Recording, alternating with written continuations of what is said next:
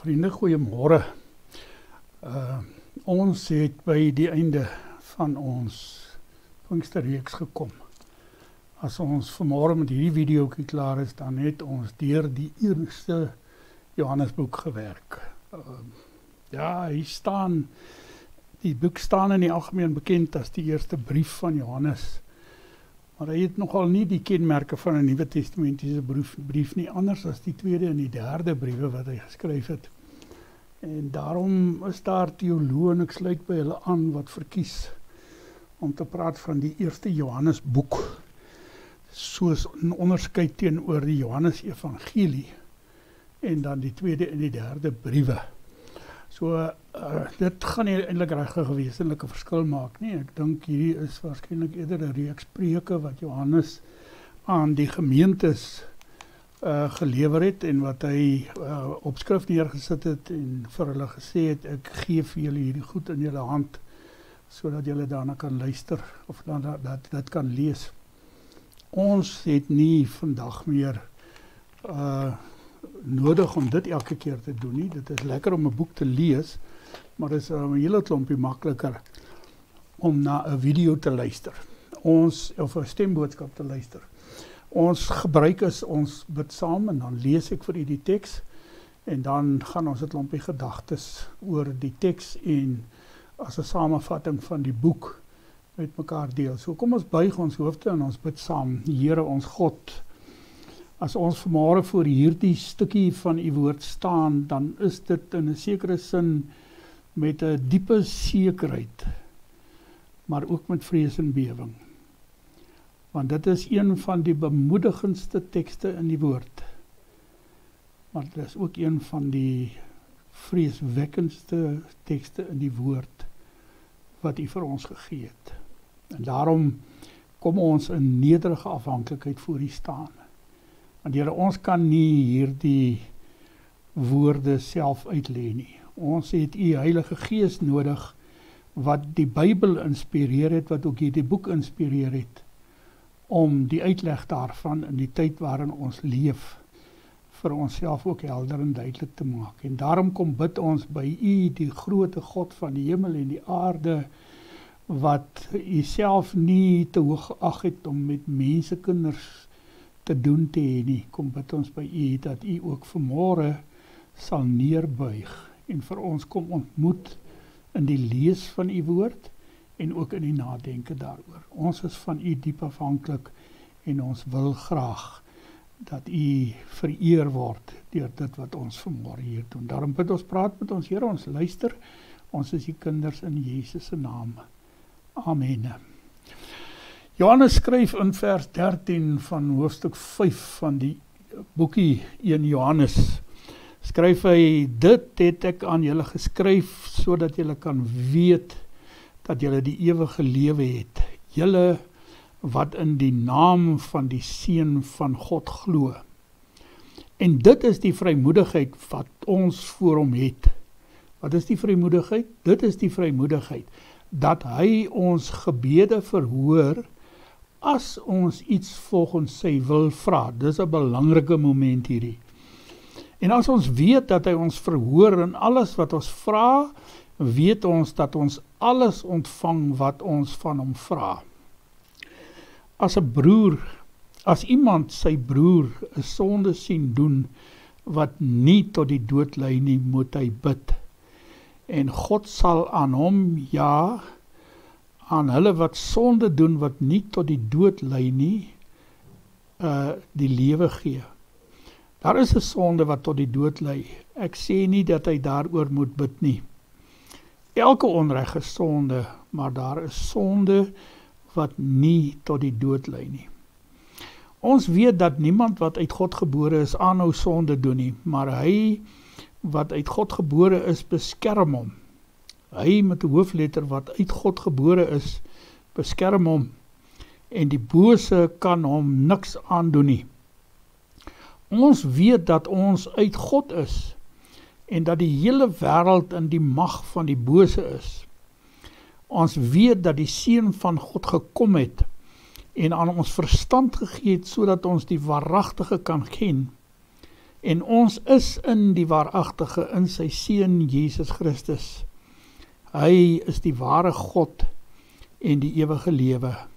My kinders, beskerm julle self teen die afgode. Geliefdes in ons Here Jesus Christus, dit is, soos wat ek net nou gebid het, tegelijkertijd een van die bemoedigendste tekste in die Bybel hierdie, as 'n mens hom reg lees, maar dit kan ook een van die mees vreeswekkende tekste in die Bybel wees, as 'n mens nie die regte interpretasie aan hierdie gedeelte toeken nie. Nou kom ons kyk net eers 'n bietjie so 'n breë oorsig oor wat in Johannes gebeur het. Ons het in hoofstuk 1 het ons die sentrale tema van die hele Johannesbrief, wat hy ook in hierdie gedeelte, soos in die res van die boek baie dikwels verwoord met die begrip in hom wees, in hom met 'n hoofletter wees en hy met 'n hoofletter in julle.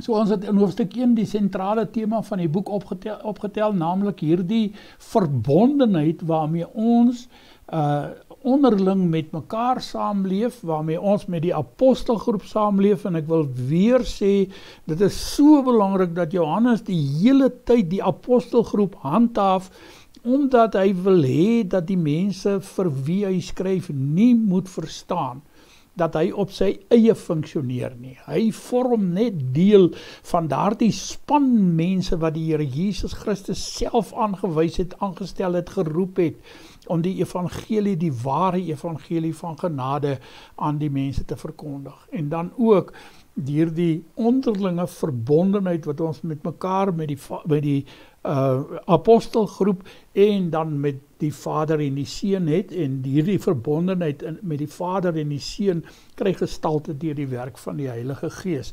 So die Heilige Gees is nie uitgesluit uit hierdie verbondenheid nie, hy is die een wat die verbondenheid bewerk. Dit is die sentrale gedagte. Maar dan gebeur daar baie interessante ding in die boek as sy geheel. En dit is, Johannes skryf nie minder as 11 keer die woorde, so ek het aan julle geskryf, of ons het aan julle geskryf, nie minder as 11 keer nie. 4 van die kere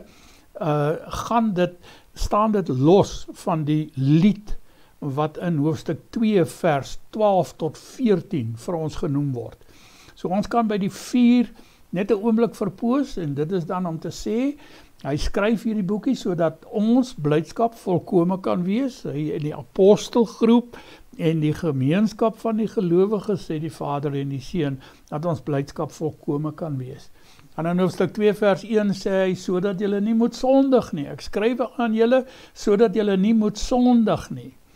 In hoofstuk 2 vers 21 skryf hy vir hulle, ek skryf vir hierdie, of ons skryf vir julle hierdie dinge, nie omdat ons dink dat julle nie die waarheid ken nie, of omdat julle nie die waarheid ken nie, maar omdat julle juist die waarheid ken. So ons ontvang die openbaring van 1 Johannes, omdat ons die waarheid ken.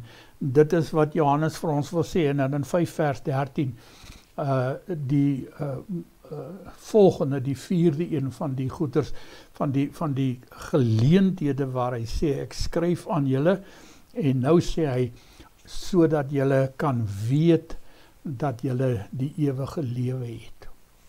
So, as Johannes hierdie laaste perikoop van die boek begin, dan is dit sy fokus, om nie net hierdie onderlinge verbondenheid tussen ons, die apostelgroep, en die Vader en die Seun, deur die Heilige Gees, vir ons duidelik te maak nie, maar dit is terselfdertyd om ons 'n klomp versekerings te gee.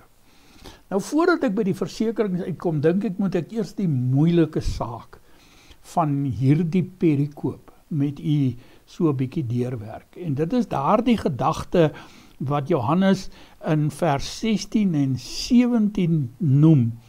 En by name dan, as iemand 'n broer sien sonde doen wat nie tot die dood lei nie, moet hy bid, en God sal aan hom, ja, aan hulle wat sonde doen wat nie tot die dood lei nie, die lewe gee. Daar is 'n sonde wat tot die dood lei, en ek sê nie dat hy daaroor moet bid nie. Elke onreg is sonde, maar daar is sonde wat nie tot die dood lei nie. Nou ek wil begin deur te sê, vir Johannes is sonde 'n ernstige besigheid. En ek en jy moet dit ook so sien.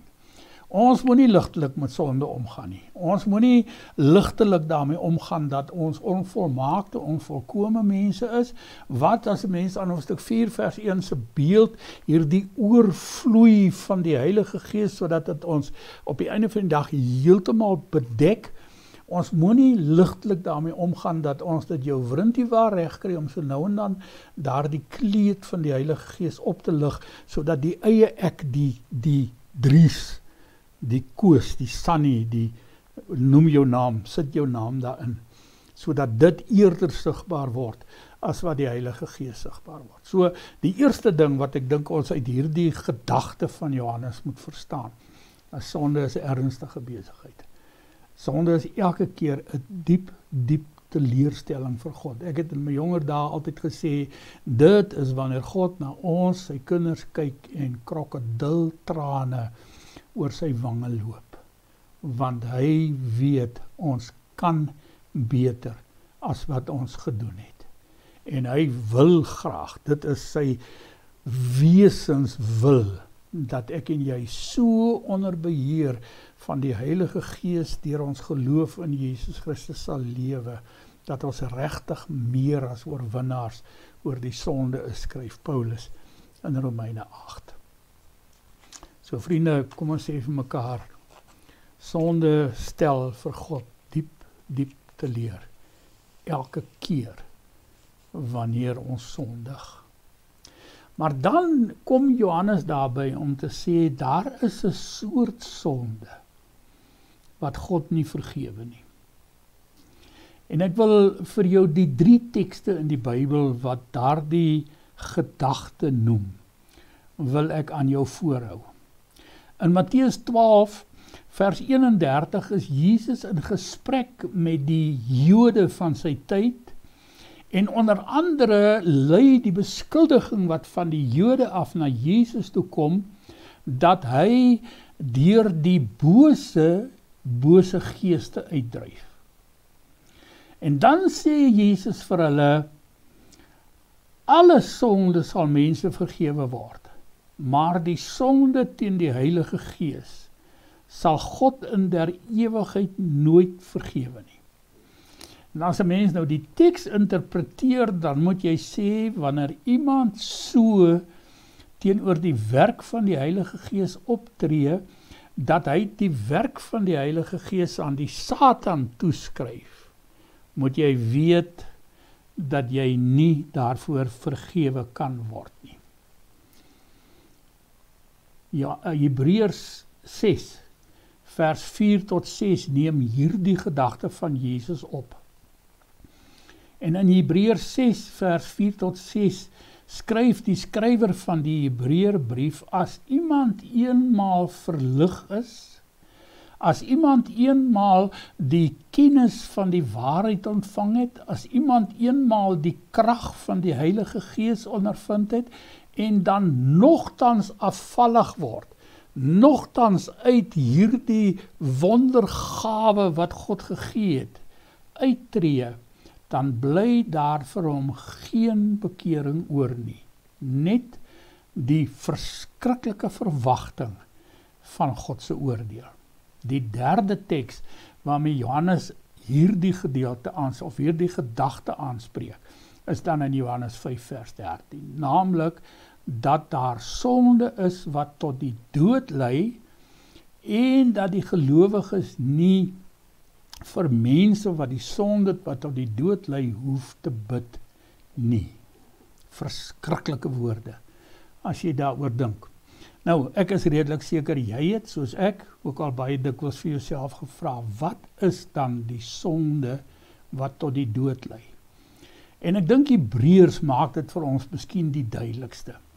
In Matteus 12 verstaan ons dat die Jode van sy tyd die werk van die Heilige Gees in Jesus aan die bose toegeken het, en dat Jesus dan sê, as jy die Heilige Gees op hierdie manier teen die Heilige Gees sondig, dan is dit vir jou verby. Johannes 6 verwys net na die sonde wat tot die dood lei. Ek sê 1 Johannes 5 verwys net na die sonde wat tot die dood lei. Maar Hebreërs maak dit vir ons baie duidelik. Hy sê, as iemand reeds die waarheid ontvang het, as iemand reeds die lig gesien het, as iemand reeds die krag van die evangelie van Jesus Christus, wat in die Heilige Gees deur ons werk, as iemand dit reeds ervaar het, en dan sy rug op God draai, dan is daar vir hom geen vergifnis meer oor nie. So ek dink, en ek stem, of die meeste behoudende teoloog van ons dag en van alle eeue, stem met my daaroor saam, dat ons in die sonde wat tot die dood lei te doen het, met 'n volhardende verwerping van die verlossing wat Jesus Christus vir mense kom aanbied. En as jy volhardend die verlossing verwerp, dan sê Johannes, hoef die, nie mag nie. Ek wil hê julle moet dit duidelik hoor. Hy sê, nie hulle mag nie vir hulle bid nie. Hoef die geloofsgemeenskap, diegene wat in verbondenheid met mekaar, met die apostelgroep en met die Vader en die Seun deur die Gees lewe, hoef hulle nie vir so 'n persoon te bid nie. Hoekom nie? Want daardie persoon is waarskynlik onoortuigbaar. Vriende, en ons kry baie dikwels met sulke mense te doen. Daar is baie sulke mense in die wêreld waarin ons leef. Ek is byvoorbeeld baie lief daarvoor om te luister na sommige van die video's wat een van, en ek gaan nie sy naam noem nie, want dan maak ek myself bietjie skuldig aan laster. Een van die befaamde psigiaters van Kanada, wat 'n YouTube kanaal het, wat hy baie fantastiese goed op sê, maar wat dit duidelik uitspel, ek glo nie hierdie storieetjie van Jesus Christus nie. Een van die mense wat oor die wêreld heen aan praat is, sonder dat Jesus Christus 'n rol in sy lewe speel. Ek luister ook van tyd tot tyd graag na videoetjies oor die voorspoedsgodsdienst, die rykdom godsdienst mense, en ek gaan ook hulle name noem nie, maar daar is van hulle wat die evangelie van Jesus Christus tot die mate vir eie gewin verkragt, dat jy nie meer kan sê hulle glo in Jesus Christus nie. Hulle is mense wat saam onder hierdie kam geskeer word. En ons moet nie, ons hoef nie, ons mag, maar ons hoef nie vir hulle te bid nie. Nou, gee vir Johannes vir ons 4 pragtige versekerings met hierdie ding uit die pad uit. As ons nou vir mekaar gesê het, jy wat dalk iets vra, wat is dan die sonde teen die Heilige Gees? En ook, het ek nie dalk die sonde teen die Heilige Gees gepleeg nie? Jy wat dit vra, jy kan van een ding doodseker wees, en dit is jy het nie. Want jy vra die vraag, omdat die Gees dit in jou skep. En dit is al klaar 'n teken daarvan, het ons vir mekaar 'n hele paar keer gesê, dat jy in Jesus Christus is, omdat die Gees dit in jou skep. Kom ons gaan nou 'n bietjie, en dan gaan ons oor die 4 sekerhede, wat Johannes vir ons in hierdie gedeelte gee. En ek gaan kort wees oor hulle. Die eerste sekerheid is geloofsekerheid. Johannes sê sommer in die laaste van sy, ek skryf aan julle, in hierdie boek sê hy baie duidelik, sodat julle kan weet dat julle die ewige lewe het. Nou ek het gistermôre ook oor die wete van die ewige lewe gepraat, en ek het al van tevore ook in die reeks 'n paar keer daaroor gepraat. Dit moet baie seker by jou staan. As iemand vir jou vra, as jy vandag moet sterwe, waar gaan jy heen? Dan kan jy nie as gelowige in Jesus Christus vir hom sê, ek hoop ek gaan hemel toe nie, want dan het jy nie 'n hoopvolle vertroue in Jesus Christus nie, jy het eintlik 'n wanhopige wantroue in Jesus Christus, dat hy vir jou die lewe, die ware lewe sal gee, waarmee Johannes hierdie gedeelte eindig. Dis vriende, die hart van die evangelie van Jesus Christus lê daarin, dat ek en jy net omdat ons in Jesus glo en ons het nog daai geloof uit die Dordtse leerreëls hoofstuk 3 paragraaf 14 het ons dit ook van God ontvang. Hy skenk dit, hy stort dit in ons in, sodat ons kan sê, my aarde, ek glo dat Jesus die Christus die Seun van die lewende God is. En dat ek daardie geloof in my hart, in my kop, met my mond en by my hande uitbring. In my hart, in my kop, by my mond en in my hande uitbring. Dat die geloof dat Jesus die Christus is, my hele lewe omvat. Daar is geen deel van my lewe wat daarvan uitgesluit is nie. So kognitief, affektief, konatief, die uitspreek daarvan, die wil om God se wil te doen, en prakties, die praktiese doen van die geloof in Jesus Christus. As jy dit het, dan sê Johannes, kan jy seker wees daarvan, dat jy die ewige lewe het. Jy gaan saam met Jesus op sy troon regeer. Dit is die boodskap van die evangelie van ons Here Jesus Christus. Die tweede sekerheid wat Johannes vir ons gee, is hy gee vir ons gebedsekerheid. Nou, gebedsekerheid is een van daai goed wat ons baie mee worstel. Want ons bid vir reën en dan kry ons nie reën nie. En dan bid ons vir sonskyn en dan reën dit aan mekaar. En dan wil ons goeie oeste hê en dan gebeur die goeie oeste nie, want daar is allerlei ander faktore. Daar is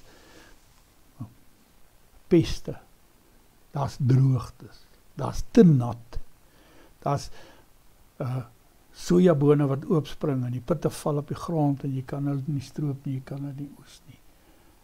En ons bid vir goeie oeste en dan gebeur daar met ons hierdie goed. Iemand vra nou die dag vir my, hoekom gebeur daar slegte goed met goeie mense? En ek het gesê, baie dankie, dis 'n goeie vraag, maar ons sal moet op 'n stadium bietjie praat oor die teodisee vraagstuk, en ek gaan by geleentheid, maar ek wil graag vir julle in die oë kyk wanneer ons dit doen. So ons gaan praat oor hoekom gebeur daar slegte goed met goeie mense. En tog kom Johannes te midde van dit alles en hy kom sê vir ons kan gebedssekerheid hê, maar daar's 'n voorwaarde.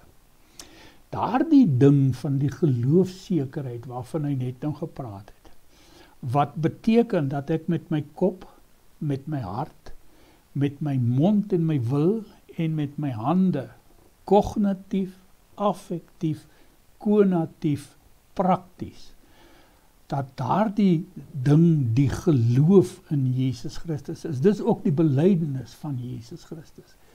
Dat daardie ding in ons lewens moet lewe, sodat ons kan sê, Here, as ek bid, dan bid ek volgens u wil.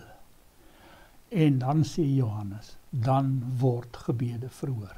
As ons volgens die wil van God lewe, en van daaruit dan ook voor God bid, dan het ons gebedssekerheid, dan weet ons met absolute sekerheid dat God ons gebed gaan verhoor, selfs al sien ons 'n broer wat sondig, wat nie tot die dood lei, of 'n suster wat sondig, wat nie tot die dood lei nie, en ons bid vir daardie persoon, dan sal God daardie persoon se sonde vergewe en hom terugbring na die groep van verbondenis met mekaar, met die apostelgroep en met die Vader en die Seun deur die Heilige Gees. So gebedssekerheid is die tweede sekerheid wat ons in hierdie gedeelte kry. Die derde sekerheid wat ons in hierdie gedeelte kry is dat ons doodseker kan wees van God se beskerming. Vriende, Johannes spel dit uit. Hy sê dit baie duidelik, hy sê ons lewe onder die beskerming van God, want ons is in hom wat uit God gebore is. Ons is in Jesus Christus, as jy dalk nog gevraag het oor wie daardie hom is, ons is in Jesus Christus, en daarom geniet ons God se beskerming. Maar, en ek wil hê ons moet dit baie goed verstaan, God se beskerming En God se beeld van hoe hy ons beskerm, is nie noodwendig dieselfde as ons beeld nie. Want jy sien, as ons praat van beskermingssekerheid, dan dink ons die hele tyd in terme daarvan dat daar nie lelike, slegte, swaar kry goed met ons gebeur nie. En partymal dan loop ons die lewenspad so dat dit juist vir God nodig is om 'n swaar kry tyd in ons lewe te bring, 'n woestyntyd. Die hele Jeremia 29 handel oor so 'n woestyntyd. Dat God baie dikwels dit nodig vind om in ons lewens in te tree op 'n manier wat ons glad nie kan verstaan. Hoe is dit dan nou God se beskerming nie? En wanneer dit gebeur, dan begin ons twyfel aan ons beskermingssekerheid. Nee, nie net vir die ewigheid nie, maar in die tyd hier beskerm God jou tot jou beswil vir ewig en vir altyd. Jou beswil is nie altyd wat jy dink die beste vir jou is nie. Partymal is dit juis nodig dat jou beswil sal wees wat jy belewe as regtig teensla en nederlaag en sulke goeters wat in mense se lewens gebeur. So jou beswil is 'n wete wat in God lewe. En as ek en jy nou daardie kognitiewe, affektiewe, konatiewe en praktiese lewe voor God leef wat geloof is, wat bely van Jesus is, dan wanneer die swaar oor ons lewens kom, dan sê ons, die Here doen wat hy doen tot my beswil, al is dit nie vir my lekker nie. Die hele Psalm 23 handel daaroor. Die Here is my herder, ek kom niks kort nie. Hy laat my rus in groen weivelde, by waters waar daar vrede is, laat hy my neerlê. Maar as ek deur 'n vallei van donker dieptes gaan, dan weet ek nog altyd, God is by my, God loop saam met my hierdie lewenspad. Dit is verskriklik belangrik. Die vierde van hierdie sekerhede is kennissekerhede. Maar nou moet julle baie goed verstaan, dit gaan nie hier oor kennis soos wat 'n mens 'n wiskunde handboek ken nie. Dit gaan oor kennis soos wat jy jou vrou of jou man of jou kind ken. Intieme geloofskennis, intieme vertrouenskennis. Ek ken vir God met my kop, omdat hy in my daardie kennis ingeplaas het. Hy sê, ons weet dat die Seun van God gekom het, en luister mooi wat staan daar, en aan ons verstand gegee het, sodat ons die waaragtige kan ken, en ons is in die waaragtige in sy Seun Jesus Christus. Hy is die ware God en die ewige lewe. Vriende, daar is 'n kennissekerheid. Maar kennis doen 'n mens nie op deur verwydering nie. Jy kan nie daarop aanspraak maak dat jy vir God ken, maar jy praat nooit met hom nie. Jy kan nie daarop aanspraak maak dat jy vir God ken, maar jy luister nooit na hom nie. So dit is verskriklik belangrik dat jy met God moet omgang hê. Elkeen van ons moet daagliks op so 'n manier met God omgang hê, dat ons vir hom beter en beter kan leer ken. Hy het vir ons daartoe die verstand gegee, dis daar die kognitiewe deel van geloof. Moenie dit afskryf nie. Jare terug, klompie jare gelede, miskien is dit selfs vandag nog aan die gang, ek het dit nog net nie weer gehoor nie. Maar jare terug was daar 'n beweging van sekere kerkgroepe wat gesê het, maar die evangelie van Jesus Christus gaan nie oor kennis nie, dit gaan oor gevoelens. Nou, daarmee sluit jy die helfte van die mensdom uit. Want as die evangelie van Jesus Christus gaan oor hoe ek voel daaroor, dan beteken dit ek is uitgesluit. Want ek is nie 'n gevoelsmens nie. Ek is 'n kopmens. Ek is 'n redeneermens. Ek wil 'n ding bedink. Ek wil 'n ding formuleer. So dan is die helfte van ons uitgesluit daaruit. Nee, kom ons verstaan die evangelie as 'n kognitiewe, affektiewe, konatiewe, praktiese ding. En ons gaan lewe die waarheid wat Jesus Christus in ons die kennis voorgegee het. deur vir hom al beter en beter te leer ken, sodat sy naam in ons geheilig mag word. Ek hoop, glo, ek bid, dat hierdie Pinksterreeks vir jou verrykend was. Mag die Here jou die genade gee, om daaruit te lewe in die naam van Jesus Christus ons Here. Amen.